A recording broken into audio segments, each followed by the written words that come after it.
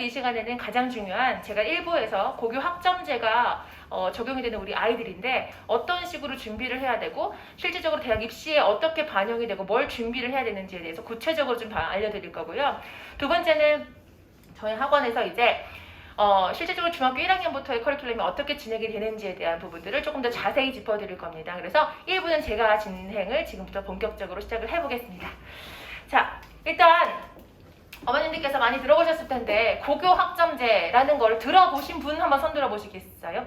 네, 들어보셨죠? 그러니까 뭔지는 몰라도 고교 학점제라는 게 우리가 우리 첫째, 둘째, 셋째 혹은 아이들에부터 적용이 된다더라 라는 건 들어보셨죠? 네, 그럼 그게 뭔지는 혹시 나는 뭐 50% 정도는 알겠다 한번 손 들어보시겠어요? 네, 그럼 난 100% 다 알고 있다. 사실 난 여기 올 필요가 없었다. 안 계세요?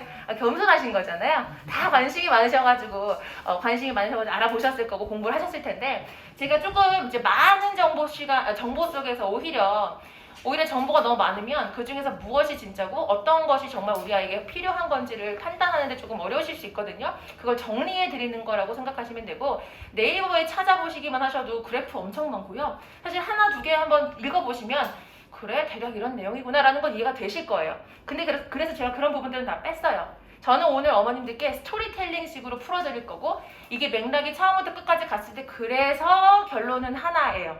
그것만 기억하고 가시면 되는 거예요. 오늘 저는 이제 가르치는 사람이다 보니까 아이들이 머릿속에 딱 남는 거 하나만 가져가면 되는 거거든요. 그거를 전달하는데 오늘 초점을 맞추겠습니다.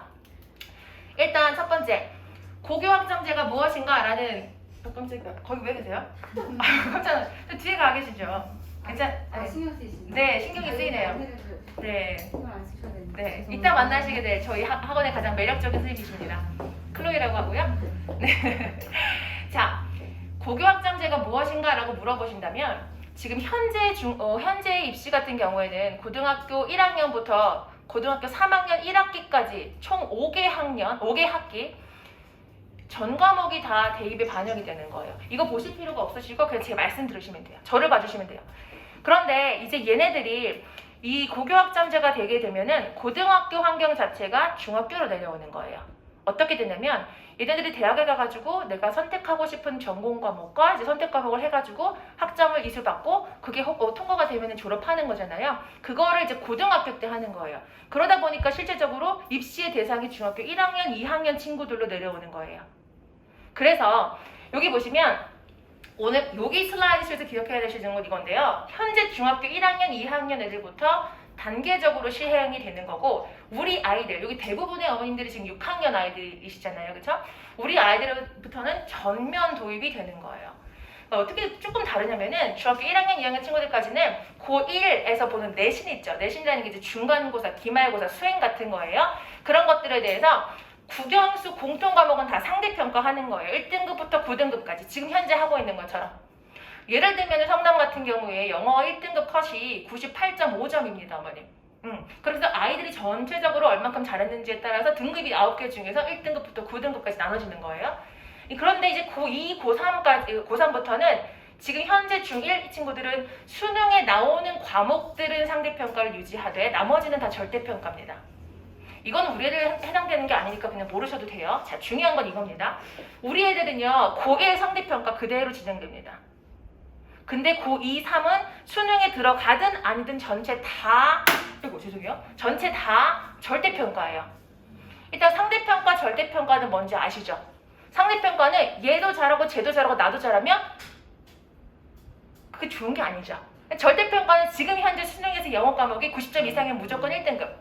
80점 이상은 무조건 2등급 이런 것처럼 그게 절대평가인 거예요. 그러니까 우리 애들은 이게 되는 거예요. 이걸 딱 보실 때 어머님들 생각엔 뭐가 딱 떠오르세요? 일단 이 초등학교 6학년이 첫째다 손 들어보시겠어요? 첫째다. 은근히 많으시네요. 지금 고등학생 아이를 키우고 있으시다. 손 들어보시겠어요? 두 분. 그러시구나.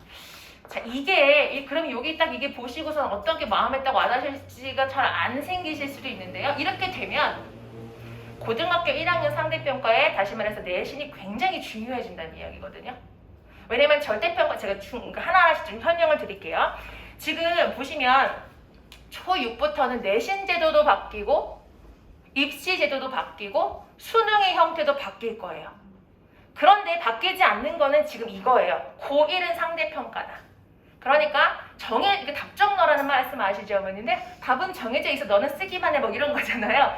답은 어떻게 뭐 입시 제도가 바뀌고 지금 되게 혼란스러운 게 맞아요. 왜 그런지는 제가 조금 이따 설명을 드릴 건데요. 더 구체적으로.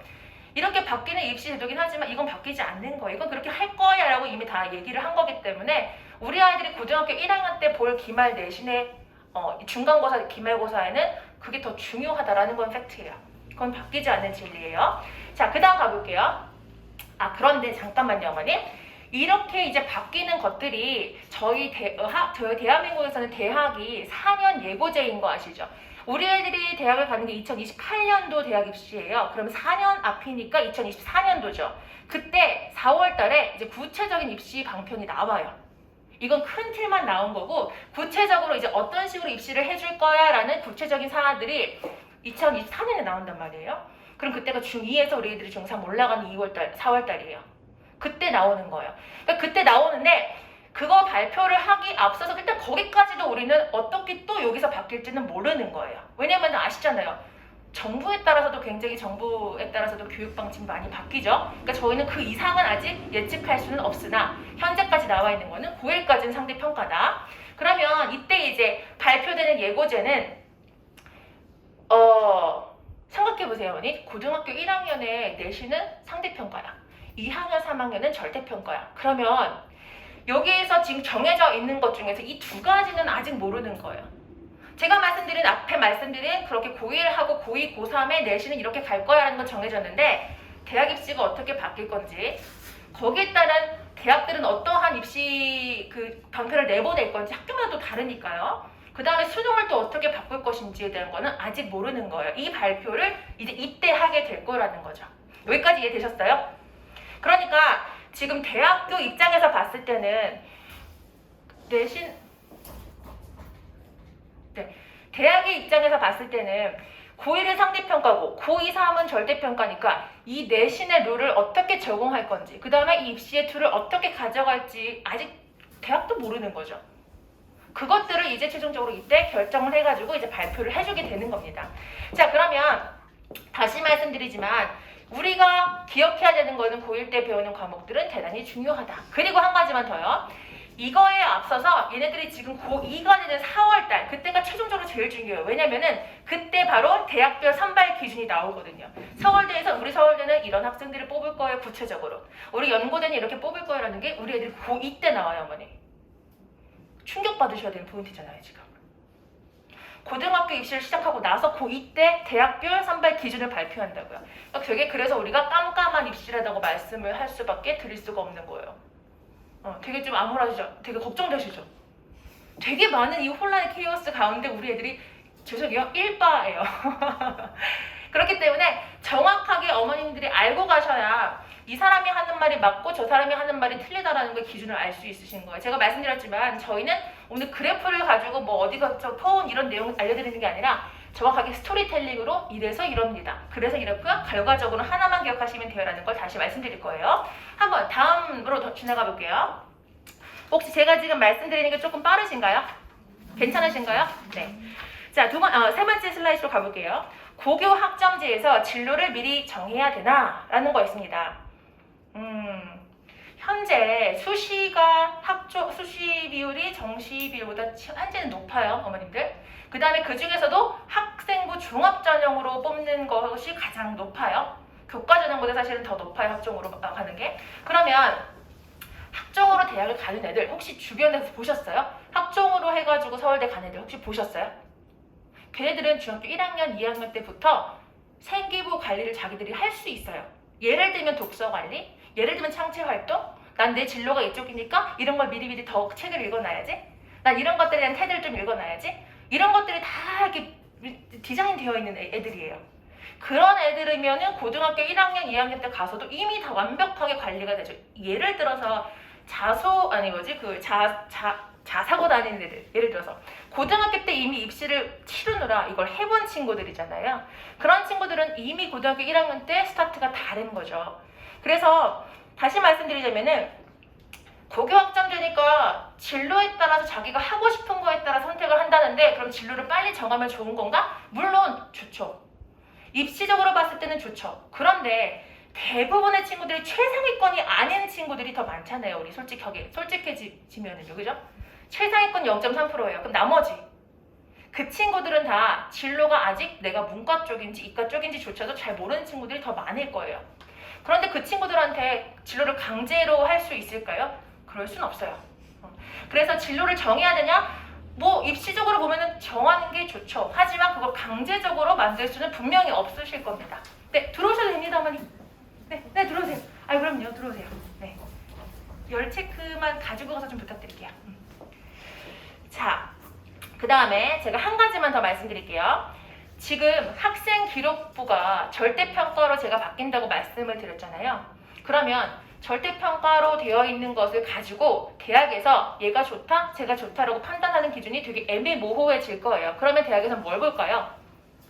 얘가 진로에서 어떤 식으로 준비를 했는지 이런 것들도 자세하게 볼 수밖에 없죠.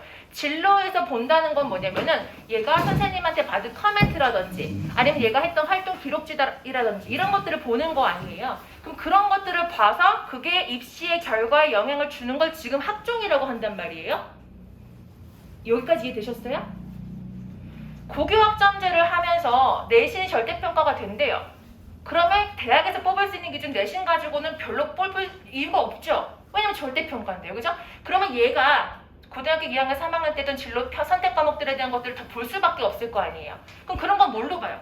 선생님들 코멘트 써주겠죠. 이거 활동을 하겠죠. 그런 걸로 뽑는 게 지금 현재 뭐냐면 학종이잖아요. 근데 지금 정부에서 어떻게 하고 있죠? 학종 줄여, 정시 늘려 이러고 있잖아요. 거꾸로 가고 있는 거예요. 결과적으로 지금 나라에서 고교 확장대로 확실하게 간다는 거는 팩트예요. 그러면 학종을 줄일 수가 없겠다라고 저희는 생각을 하고 있는 거죠, 사실은. 이해되셨어요? 혹시 여기까지 궁금하신 점 있으신 분? 궁금하신 점 있으시면 남아주세요. 네. 딱히 손 들고 하시는 게 생각보다 쉽지 않으시죠? 애들도 그런 거예요. 그러니까 애들한테 선생님이 질문 많이 했니? 막 하시면은 네, 끝나고 질문 많이 해? 라고 하시면 돼요. 자, 그래서 제가 마지막에 쓴 게 현실은 근데 거꾸로 가고 있다. 이거에 대한 부분을 정확하게 아셨으면 좋겠습니다. 참고로 저는 정부에 대해서 뭔가 비판을 하거나 뭔가 이게 맞다 아니다 절대 저는 무정부주의자예요.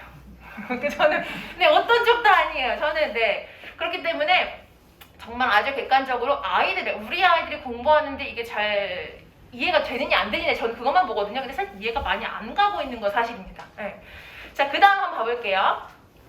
고교 학점제가 그러면 입시에 미치는 영향이 무엇일까라고 보자면 일단 보세요, 어머님. 제일 중요한 거는 대학에서 어떻게 이걸 받아들이고 어떻게 나오느냐가 저희는 제일 중요한 거예요. 대학에서 어떻게 할 것인가.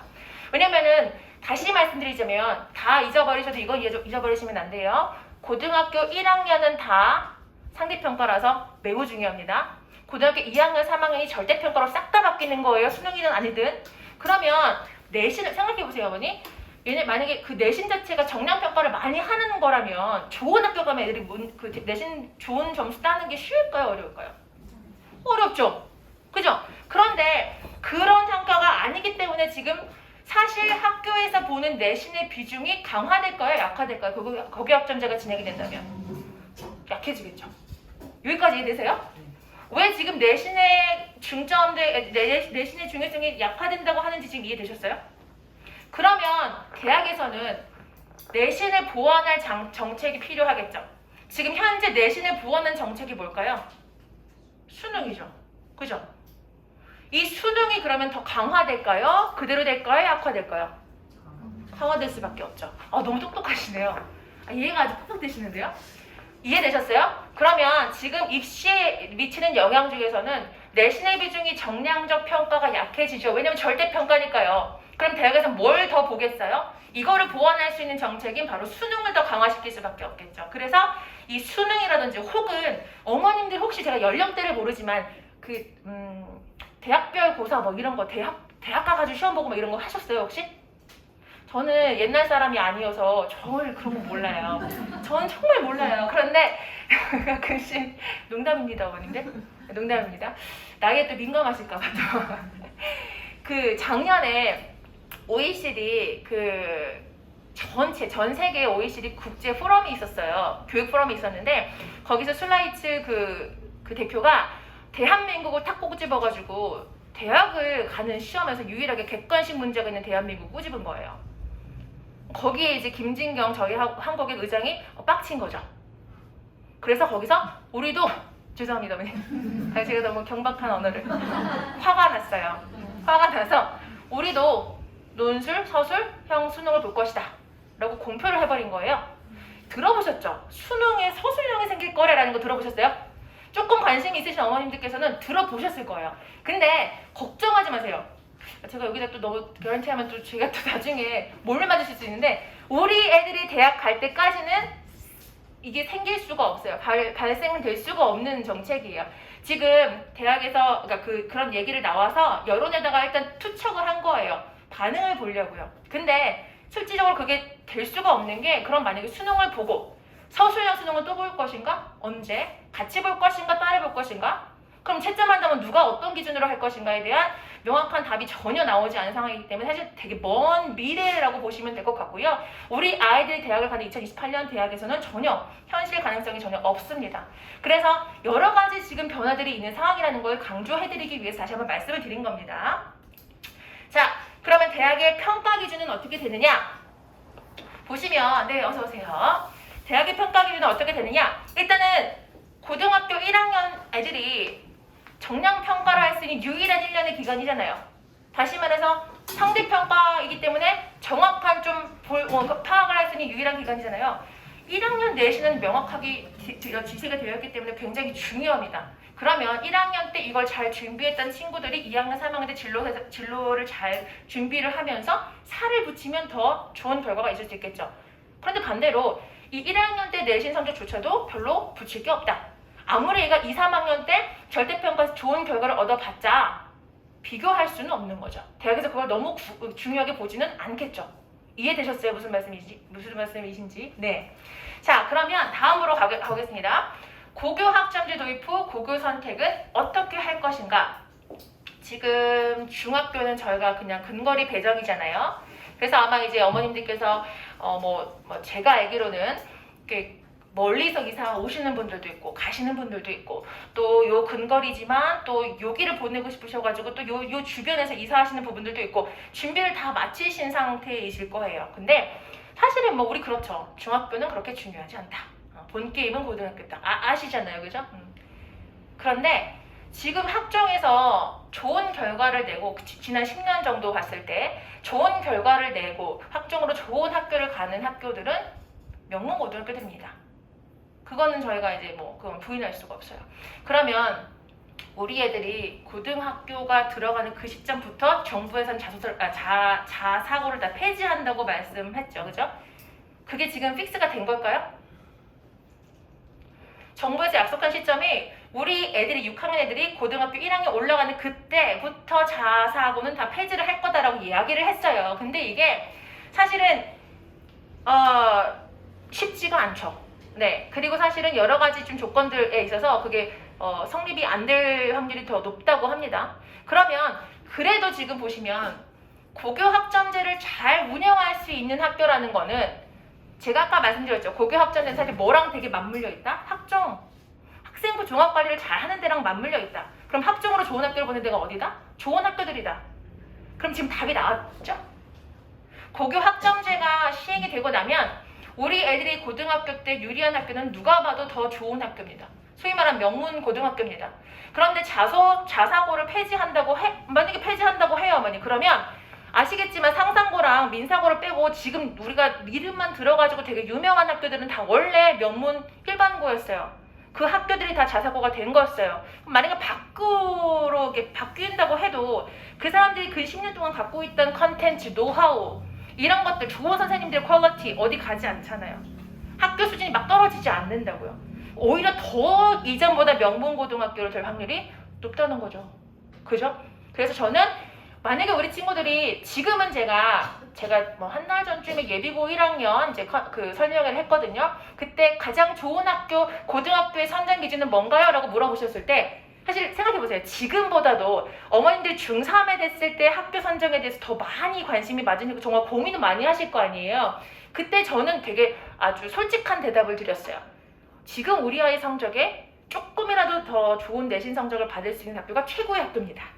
저기 있는 어디 학교가 아니고요. 우리 애 성적에 얘가 막 드라마틱하게 가가지고 안 하던 공부를 막 미친 듯이 하진 않을 거잖아요. 혹시 기대하시고 계실 수도 있지만 뭐 그런 건 모르겠지만 그런 확률이 높진 않잖아요. 그래서 그때는 사실은 내신 따기에 좋은 학교가 가장 좋은 학교긴 한데 우리 애들은 정말 달라요. 제가 작년에 대희 어머님이 아마 대희 때문에 예비 중학교 그때 오셨을 거예요. 1년, 그죠? 작년에 제가 그 설명회 했던 자료들을 다시 한번 이렇게 이제 뒤져봤어요. 왜냐면 이제 저희 이제 계속 해오는 자료들이 있으니까 하나도 쓸 수 있는 게 없었어요. 충격을 좀 받았어요. 왜냐면 그 전과 작년은 조금 제가 이게 좀 이렇게 리바이즈도 하고 이렇게 쓸 수 있는 것들이 있었거든요. 근데 작년 거에서는 단 한 슬라이드 쇼도 여기다가 애드 할 수가 없었어요. 그만큼 완전 바뀌었고 완전 바뀐 그 입시 정책을 가지고 우리 아이들이 대학을 준비해야 되는 되게 혼란의 시기구나라는 생각을 저 혼자 했거든요. 그래서 사실은 이제 고등학교를 선정하는 데 있어서도 어머님들이 방향을 알고 가셔야 되니까 얘네들은 좋은 학교 가서 준비하는 것이 일단 되게 도움은 된다라는 것은 확실합니다. 그래서 사실은 고교학점제가 시행이 되고 나면 기피하는 학교들이 분명히 생깁니다. 예를 들어서 얘가 물리 2를 듣고 싶어요. 얘는 경제를 너무 듣고 싶은 친구예요. 근데 얘네 학교에 없어요. 그럼 어떻게 하죠? 고교학점제일 때? 저기에 있는 다른 학교 가서 들으면 돼요. 그렇게 하는 게 고교학점제예요, 어머님. 아니면 교육청에서 제공하는 온라인 수업을 듣던지. 그래서 자기가 그 수업을 듣고 이수를 하면은 이제 점수가 나오면 패스하는 거예요. 그게 우리가 소위 공부했던 그 대학의 그런 거잖아요, 그렇죠? 크레딧하는 거. 그런데 생각해 보세요. A라는 좋은 학교예요. A라는 좋은 학교에 B라는 학교에 거기에 수업이 안 깔려서 A 학교에 왔어요. 그럼 내신 줄 때 본 학교 학생들을 더 줄까요? 다른 애 학생들을 더 줄까요? 이런 것들도 생각해 보셔야 된다는 거죠. 무슨 말씀인지 되시죠? 그래서 좋은 학교 보내야 됩니다. 자, 지금 제가 다 말씀드렸던 부분들에 대한 정리인 것 같아요. 그죠? 자, 그 다음 한번 봐보겠습니다. 그러면 이제 수능은 어떻게 될까? 네, 수능은 어떻게 될까? 수능은 어떻게 될지 좀 궁금하시죠? 지금 혹시 우리 아이들 중에서 제가 지금 대략적으로 수능 모의고사를 풀어봤던 친구들도 꽤 있고요. 아직 그 단계까지 가지 못한 친구들도 꽤 있습니다. 다시 말해서 초등학교 6학년 친구들은 굉장히 스펙트럼이 넓어요. 이게 점점 좁혀지게끔 만들고 더 잘하는 친구들은 정말 잘하게 못 따라오게 뭐 나는 나를 넘어선다 막 이런 거 있잖아요. 되게 유치하지만 그 정도로 만들고 정말 아직은 그 모의고사 맛도 못 본 친구들이 빨리 그것을 흡수할 수 있고 그런 능력이 될 수 있게 만드는 게 이제 저희가 하는 몫인데요. 일단은 지금 이 부분이요. 고교학점제는 내신의 비중이 약화된다. 제가 아까 두 번째 슬라이드 쇼 두 개 전에서 말씀드렸던 거 기억나시죠? 그러면 수능은 어떻게 될까? 답은 뭐라고 그랬죠? 제가 아까 뭐라고 말씀드렸죠? 수능의 역할은 더 강화될 것이다. 혹은 수능의 제 기능을 못하면 제3의 방법은 생길 겁니다. 뭐 예를 들어 대학별 고사를 본다든지. 그건 너무 앞서 나간 걸 수도 있지만 충분히 가능성이 있는 거거든요. 왜냐면 저희 아직 모르잖아요. 2024년 발표도 안 받고 2026년 발표도 아직 모르고 그죠? 그렇기 때문에 모든 가능성을 열어두고 준비는 해야죠. 우리 아이들. 자, 그러면 일단은 수능은 절대 이렇게 뭐 수능 폐지 얘기도 몇 년 전에 나왔잖아요. 작년만 해도 수능 폐지에 대한 얘기가 나왔었거든요. 근데 절대 그럴 수가 없는 게 어머님 이게 시행되고 나면 내신으로 애들을 절대 뽑을 수가 없어요. 내신만 해가지고.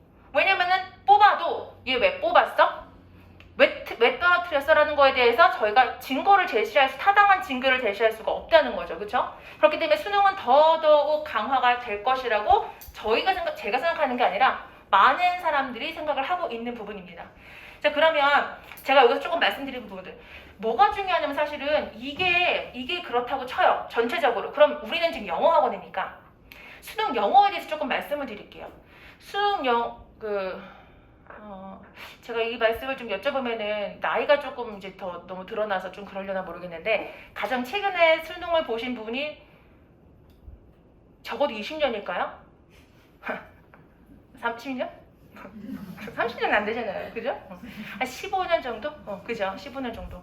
혹시 최근에 영어 책을 좀 아니 영어 책 아니고 한글책 몇 권이나 읽으세요 한 달에 어머님들? 너무 쓸데없는 질문을 드렸나요? 그러니까 이제 너무 바쁘시죠. 그렇죠. 어떻게 또 책을 또 읽을 시간이 있으실 수 있겠어요. 그죠? 그래도 혹시 책을 좀 읽으시는 분들 같은 경우는 책을 읽으면 오랜만에 책을 펴시면 그 책이 잘 이렇게 내용이 막 쏙쏙 익히나요? 아니면 좀 집중하는 데 조금 시간이 걸리던가요? 두 번째죠. 읽던 사람들은 책을 읽는 것이 그렇게 무리가 없고 뭐 10페이지 읽던 거가 100페이지 되는 게 그렇게 오래 걸리지 않아요. 근데 안 읽던 책을 읽으려고 그러면 한 페이지도 굉장히 어려운 게 우리가 다 그런 거예요. 애들도 그렇지만 우리도 그런 거죠. 그죠? 우리가 이제 영어에서 갈수록 더 도드라지게 강조가 되는 부분이요. 독해력입니다. 문법이 아니에요. 문법은 그냥 도구일 뿐이죠. 독해를 정확하게 해야 되니까 필요한 도구 중에 하나인 것 뿐이지 그 도구 중에 하나가 어휘인 거고요. 그 도구 중에 하나가 문법인 거예요. 사실은. 그 도구 중에 하나가 구문인 거고요. 결과적으로 뭘 위해서? 독해력을 위해서. 왜 그런 말씀을 드리냐면 이 영어가 이제 절대평가잖아요. 1등급, 2등급까지가 비슷한 애들 3, 4, 5등급이 비슷한 애들 결이 6등급 이하 애들이 결이 비슷한 애들 1등급과 4등급은 되게 결이 달라요. 그러니까 애들이 이상하다 이런 게 아니라 결이 달라요. 공부를 하는 방법, 이해하는 방법, 영어를 이게 접근하는 방법 자체가 되게 달라요. 그래서 저희는 사실 고등부에서는 영어를 무조건 1등급 맞아 100점이어야 돼 이렇게 강조 안 해요. 최저 맞출 수 있을 만큼만 하면 돼. 나머지 시간엔 다른 과목 해. 그게 얘를 위한 거니까요. 네, 저희는 중등부는 근데 그렇게 시키지 않아요. 중등부는 내신이요 100점이에요 무조건. 97점 맞으면 혹시 여기 중등부를 저희 학원에 보내신 어머님들 좀 계시죠? 너무 TMI인데 저희가 이제 97점 맞으면 잘한 거잖아요. 그래서 저희는 막 이래요. 얘는 왜 90점 맞은 거야? 왜 97점 맞은 거야? 근데 저희가 막 70점 맞은 애들인데 그렇게 얘기 안 해요. 무슨 말씀이냐면 될 때까지 완벽하게 100점을 목표로 시키는 거예요. 그게 되어야 고등학교 가서 다른 걸 흡수할 수 있는 커버력이 생기고 엉덩이 힘이 생기고 이렇거든요. 그래서 사실은 중학교가 진짜 제일 중요하다고 저는 생각합니다. 예를 들면은 뭐를 예를 들어볼까요? 어머니 스타 아시죠? 스타 뭐죠? 스타? 네? 모르세요? 너무 심하신 거 아니에요? 어떻게 제가 손 들고 말씀하시면 경품 드릴게요 막 이렇게 하실 건가요? 별이잖아요 별. 그죠? 근데 요즘의 수능이 어떻게 나오냐면은 그러니까 옛날만 해도 한 5년 전 10년 전만 해도 어려운 단어를 어휘력 가지고 수능을 어렵게 만들었어요. 그러니까 예를 들어서 항상성이라는 뜻 아세요? 항상성? 항상 아니고 항상성. 혹시 나는 한글로 항상성이 뭔지 모른다. 자신 있게 손 들어주세요. 항상성. 오늘 배워 가시면 돼요. 다 아시는 거야? 역시 대단하세요. 항상성이라는 게 이제 외부 영향에 내가 지지 않게 막 밀어내는 그런 힘을 항상성이라고 그러잖아요. 영어로 항상성이 뭔지 안다 손 들어보세요. 제가 스승으로 모실게요. 네? 맞습니다. 그러면 안 되시는데. 허메스테시스입니다. 이게 되게 어려운 단어거든요. 그런데 옛날에는 이렇게 단어의 수준을 가지고 애들을 막 괴롭혔어요. 그러니까 GRE 수준의 단어들, 대학원, 미국 대학원에서 애들이 시험을 봐야 되는 그런 단어들을 공부를 막 시켰어요. 근데 이제 그렇게 안 나와요. 그냥 스타를 갖추고 나와가지고 그거를 의미상 그 문맥에 맞게끔 얘가 정확하게 해석을 하느냐를 보는 거죠. 작년에 9월 모평에서 스타라는 단어를 별이 아니라 스타가 되고 그러니까 주목을 받는 그런 의미로 나와가지고 애들이 제일 많이 오답이 나온 문제의 그 가장 키워드가 스타였었어요. 그래서 지금 연습하는 것도 옛날에 애들이 막 이렇게 두꺼운 단어집을 가지고 막 10페이지씩 찢어먹으면서 막 공부하고 이런 거 안 통한단 말이에요. 왜냐면 문제가 그렇게 더 이상 되지 않아요. 예문에서 이 단어가 적절하게 이 단어가 가진 다양한 의미 중에서 하나로 쓰였는지 그거를 찾아내는 게 고등부 내신에서도 나오고요. 수능에서도 나옵니다. 그럼 거기에 맞게 친구들이 공부를 해야 되는 거죠. 그러니까 예문 속에서 공부를 해야 되는 것이 굉장히 중요합니다. 그 다음에 두 번째는 독해력은 어머님 영어에서 생기는 게 아니에요. 다 아시겠지만 독해력은 어디서 생길까요? 네, 자기네가 쓰는 모국어요. 그러니까 얘들이 쓰는 국어에서. 사실은 저희가 되게 답답한 게 그 뜻을 공부를 하잖아요. 애들이 뜻을 공부하는 제가 아까 말씀드린 항상성 같은 것도 마찬가지예요. 뜻을 모른 채 그냥 항상성 쓰는 거예요.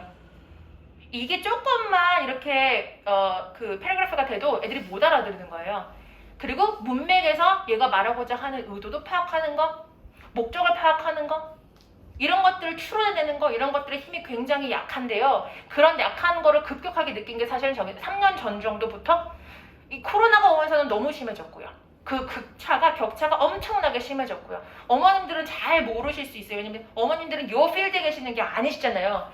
여기에 있는 저희들은요, 되게 심각함을 느낄 정도로 격차가 점점 벌어지고 있어요. 잘하는 애들은 어떠한 상황에서도 더 열심히 하고 더 해요. 오히려 이런 위기를 즐기는 듯. 근데 어려워하고 공부를 조금 놓고 싶고 점점 더 게을러지는 건 되게 빨리 적응이 되니까요. 이런 격차가 굉장히 심해집니다. 그래서 실제적으로 두꺼운 최상위층은 절대 깨지지가 않아요. 웬만해서는 안 깨집니다. 아무리 노력해도 뚫고 갈 수가 있었는데 옛날에는, 이제는 아무리 노력해도 지금은 할 수 있어요. 중1은 아직 아니잖아요. 근데 이 중3에서는 제가 그런 말씀 드릴 수가 없어요. 불가능하거든요. 그래서 자, 말씀드리고자 하는 것은 수능력에서 가장 중요한 건 오히려 독해력이다. 문법은 어휘는 나머지 툴 중에 하나다. 그리고 정말 어휘를 외우는 방법도 되게 중요합니다. 단어 뜻, 물론 기본적으로 그런 것도 외워야죠. 4등급 밑에 친구들은요, 어휘밖에 잡을 게 없어요. 은근히 충격적인 친구들 많은데요, 저희는 더 이상 충격받진 않아요. 외부에서 온 친구들 중에서도 가끔씩 제가 6등급 친구들을 볼 때가 있어요. 왜 안 오를까요? 열심히 하는데. 근데 이제 와가지고 이제 봐요. 뭐가 문제일까라고 보면은 그 친구는 일단은 리딩이 안 돼요. 읽을 수가 없는 학생들도 꽤 많아요. 그냥 어휘, 4등급 이하 친구들은 정말 올인할 것은 그냥 어휘 열심히 외우면 됩니다. 그런데 어떻게? 요즘에 출제되는 경향에 맞춰서. 자세하게 뒷부분에서 저희가 어떻게 공부를 시키는지에 대해서 조금 더 보실 수 있을 것 같습니다. 자, 그래서 거의 제가 준비한 부분들이 이제 거의 막바지에 접어들고 있는데요. 제가 혹시 빨리 말씀을 드렸나요? 말하는 템포가 좀 빨랐나요? 괜찮았어요? 제가 예상했던 시간은 50분이었는데 벌써 40분밖에 안 돼가지고. 자, 고교 학점제 대비책은 뭘까요? 일단 가장 중요한 거는요, 제가 생각했을 때 사실은 고교 학점제가 우리가 관심 있는 건데 얘가 잘 안착돼서 잘 진행이 되는 이런 거 우리가 관심 있는 거 아니잖아요. 이렇게 해서 그래서 대학에서 어떻게 입시 조건을 걸 건데 우리 애들 입시가 어떻게 바뀔 건데 이게 중요한 거잖아요. 그럼 이게 잘 돌아가려면 사실은 원래 대학에서 서로 다 합의가 이미 이루어졌었어야 돼요. 그래서 우리는요 이런 학생들 뽑을 거예요 라고 명확한 시그널을 줬었어야 되는 거예요. 근데 지금 대학도 시스템 바뀌죠? 수능 바뀌죠? 굉장히 대학도 혼란스러운 상황이라고 합니다. 그런 것들 우리가 또 받을 수 있는 것은 우리 애들이 고2가 돼서야 학교별, 대학별 지침을 받을 수 있는 거니까요. 사실 지금은 우리가 믿을 수 있는 거는 단 하나의 팩트. 고1 내신이 상대평가래. 다시 말씀드리지만 국영수 공통 과목들만 열심히 하는 것이 우리한테는 혼란을 더 이상 가중시키지 않고 집중할 수 있는 거라고 저는 생각합니다. 그래서 계속 바뀌죠. 바뀌지만 공통점은 뭐다? 그럼에도 불구하고 흔들리지 않는 친구들은 교과목에 충실한 학생들이다. 왜냐면 수능에서 보는 것은 교과목 얼마나 집중해서 얼마나 잘하는 친구들이냐 이걸 보는 거니까요. 그 다음에 제가 말씀드린 거 다시 한번 상대평가이기 때문에 이 부분을 정말 집중해서, 그러니까 대학에서 명확한 시그널을 주지 않지만 현재 바뀐 입시 제도가 저희한테 주는 명확한 시그널은 있죠. 우리 초등학교 6학년한테 주는 시그널 뭐죠? 고등학교 1학년은 상대평가야. 그러니까 열심히 준비해.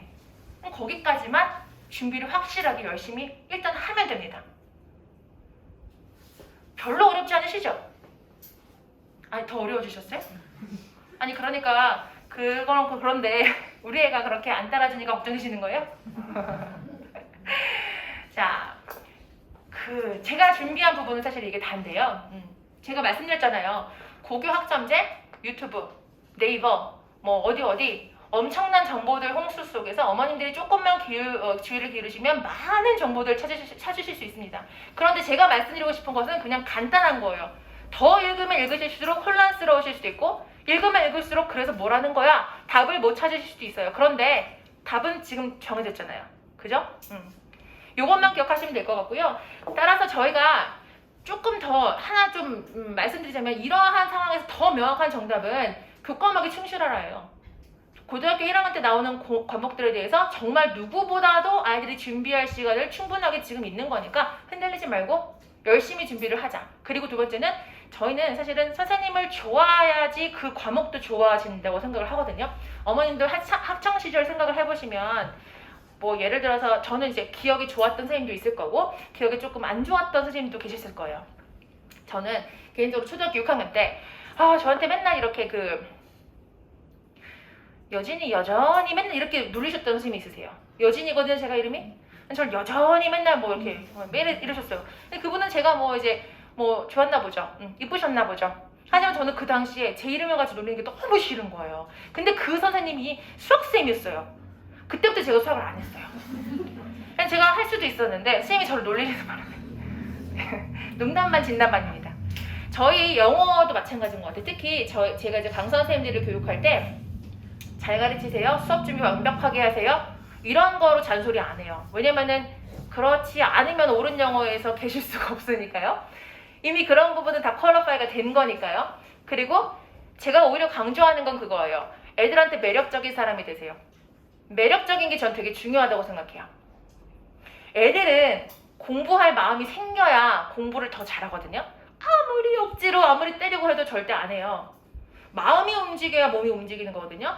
애들한테 우리들이 매력적으로 다가가야 애들도 한번 해볼까? 이게 되는 거거든요. 애들이 저희한테 기대하는 게 어머님들은 물론 점수가 가장 크시겠지만 우리 애들이 특히 지금 현재 초등학교 6학년 친구들이 저에게 요구하는 거, 바라는 거는 나를 잘 리드해 주실 수 있는 멘토예요. 근데 영어를 잘하는 멘토인 거죠. 무슨 말씀인지 아시죠? 그런 부분에 있어서 저희 선생님들은 굉장히 매력적이에요. 저를 포함해서요. 빵 터지길 기대하는 것은 저의 너무 욕심이라고 생각을 합니다. 그리고 사실은 제가 작년 같은 경우에는 주변에 학교들 분석들을 싹싹싹 다 했었거든요.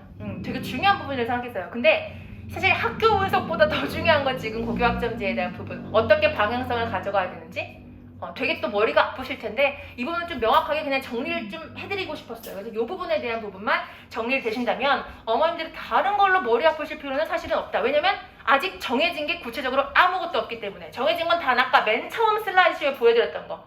우리 애들 고등학교 1학년 상대평가, 고2, 3은 다 절대평가. 이해되셨죠? 좋은 학교 가는 것이 더 유리하다.